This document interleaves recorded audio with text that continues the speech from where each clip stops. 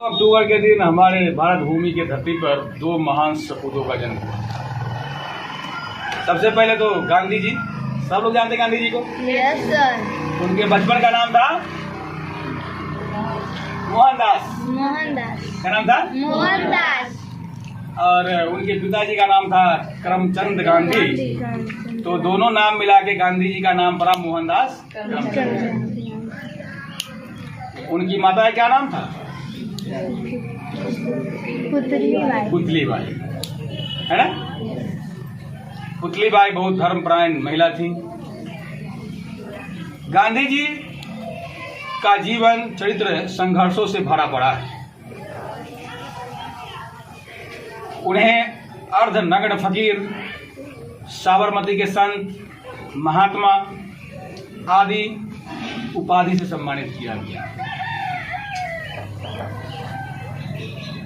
जिस समय हमारे देश में गुलामी के विरुद्ध कोई नाम लेने वाला नहीं था, अंग्रेजों के विरुद्ध बोलने की साहस किसी की होती नहीं थी, कोई संगठन नहीं था ताकि उस अत्याचार के विरुद्ध आवाज उठाएं और जनमानस के हितैषी के रूप में काम किया जाए, वह पहला व्यक्ति थे जिन्होंने अंग्रेजों के विरुद्ध बोलने का साहस किया और असहयोग आंदोलन, सविनय अवज्ञा आंदोलन चला करके पूरे भारत को एक सूत्र में बांधने का काम किया।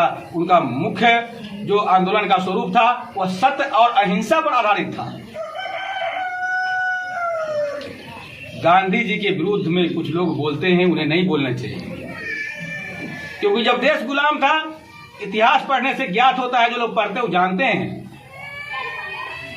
कि जब हमारे बगल में चंपारण में नील की खेती करने वाले किसानों के साथ अत्याचार होता था, उस समय गांधी जी साउथ अफ्रीका में थे और जब किसानों की आशा जागी कोई तो एक व्यक्ति है जो हमारा उद्धार कर सकता है, वह मात्र एक व्यक्ति थे, वो गांधी जी थे, जिन्होंने अंग्रेजों के विरुद्ध आवाज लगाई, किसानों को एक किया और उन्हें अपनी खेती का भरपाई करवाया गया।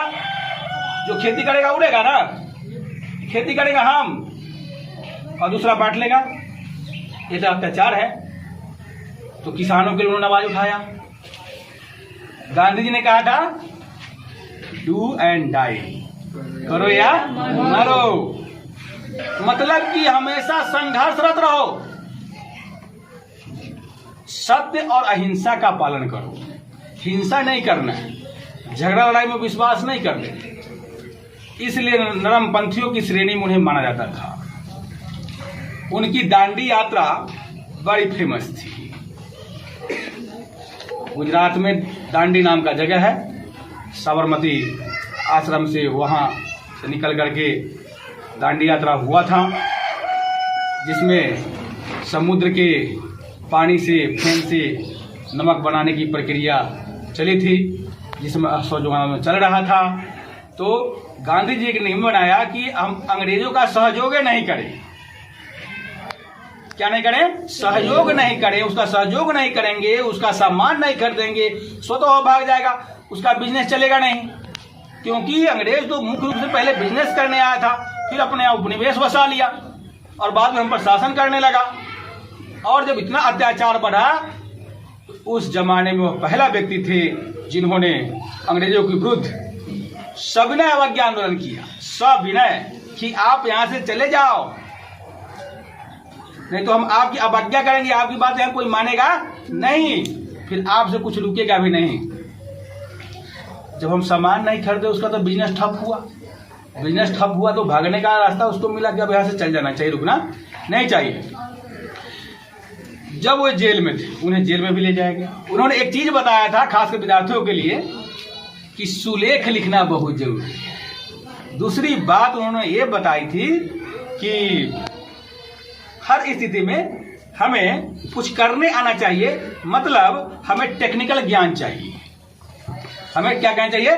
टेक्निकल ज्ञान चाहिए, जो आज के दौर में भी प्रासंगिक है कि बच्चे आईटीआई करते हैं, आईआईटी करते हैं, जो टेक्निकल जो संस्थान है, शिक्षण संस्थान इंजीनियरिंग का, उस सब में जाते हैं। तो मतलब हाथ से कुछ करने हमें आ जाए, ये उनका उद्देश्य था खासकर विद्यार्थियों के लिए। सुलेख लिखने की बात अक्सर बोलते थे और कर्म करने की बात बोलते थे। तो गांधी जी के बारे में आप लोग समझें कि कितने महान पुरुष थे। एक गीत, देशभक्ति गीत 15 अगस्त के समय अक्सर गाया जाता है, दे दी तूने आज़ादी हमें खड़ग बिना ढाल, ये साबरमती के संत तूने कर दिया कमाल। ये गीत आप लोगों ने सुना होगा। साबरमती के संत के नाम से प्रसिद्ध हैं। दिल्ली के राजघाट में उनका समाधि स्थल है जो अमर ज्योति के नाम से जाना जाता है, और हमेशा ही एक दीप्ति वहाँ जलती रहती है। जब से वह समाधि स्थल बना है कभी वह मलिन नहीं हुआ, कभी बुझा नहीं। वो दीप्ति अमर ज्योति के नाम से प्रसिद्ध है। तो गुजरात के पोरबंदर में जन्मे उस महान पुरुष ने पूरे विश्व में भारत का परचम लहराया, नाम किया। वह जब बैरिस्ट्री की पढ़ाई कर रहे थे, एक प्रसंग याद आता है, साउथ अफ्रीका में तो उस समय काले गोरे का बहुत भेद चलता था। हम लोग इंडियन लोग काले होते हैं और वे लोग गोरे होते हैं। एक तांगा के अगला सीट पर बैठने के कारण गांधी जी पर एक अंग्रेज बैठने के क्रम में पटक देता है, उन पर हाथ छोड़ देता है। गांधी जी कोई प्रतिकार नहीं करते हैं, दूसरा गाल बढ़ा देते हैं। वो आदमी शर्मा जाता है। मतलब ये कि हम अपने लक्ष्य की प्राप्ति के लिए अगर कष्ट भी सहे तो कोई खास बात नहीं है। तो लक्ष्य प्राप्ति में तो कष्ट होता ही है।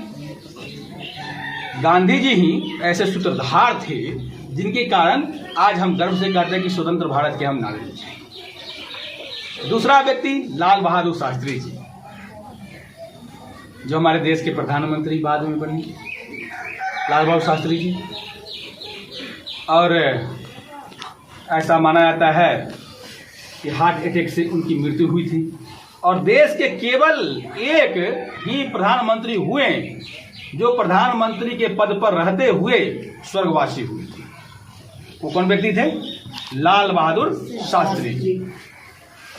हमारे देश में कई प्रधानमंत्री हुए हैं, लेकिन प्रधानमंत्री के पद पर रहते हुए देहावसान प्राप्त करने वाले एक ही व्यक्ति थे।